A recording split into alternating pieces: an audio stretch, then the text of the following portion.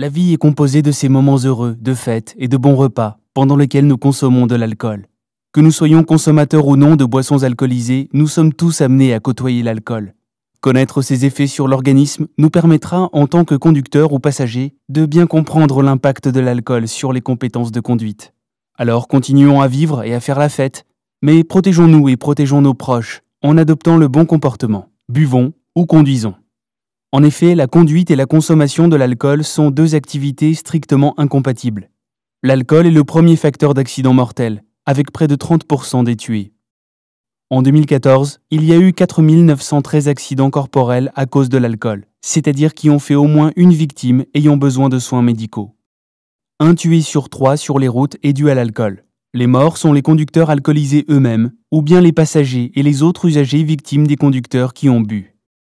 Contre toutes idées reçues, 85% des tués étaient des buveurs occasionnels. 935 personnes au total, conducteurs, passagers ou autres usagers, sont donc mortes lorsque le conducteur avait un taux d'alcoolémie supérieur à celui autorisé. Chaque jour donc, près de 3 personnes meurent sur les routes en France à cause de l'alcool. La majorité des accidents ont lieu sur les routes secondaires, pendant la nuit et le week-end. Les jeunes entre 15 et 24 ans sont les premiers touchés par les accidents dus à l'alcool. Ils représentent 25% des tués. Les lieux d'alcoolisation chez les jeunes sont leurs domiciles ou les bars et les discothèques. Ce dont on va vous parler aujourd'hui, c'est l'alcool. L'alcool, c'est devenu la première cause de mortalité sur nos routes depuis 2006. Auparavant, c'était la vitesse. L'effet radar ayant joué son rôle, l'alcool est devenu cette première cause de mortalité. En 2014, ce sont 4 913 accidents corporels. 935 personnes ont perdu la vie sur nos routes à cause de l'alcool au volant.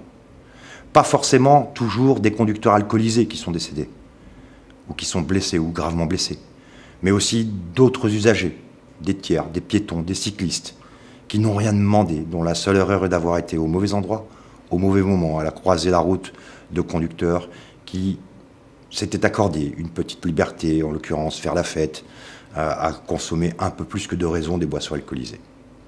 C'est un accident mortel sur 3. C'est trop. S'il y a tant d'accidents et de morts causés par l'alcool, c'est parce que les effets de l'alcool rendent impossible la pratique d'une conduite sécuritaire. Alors, quels sont donc les effets de l'alcool qui altèrent les compétences de conduite ?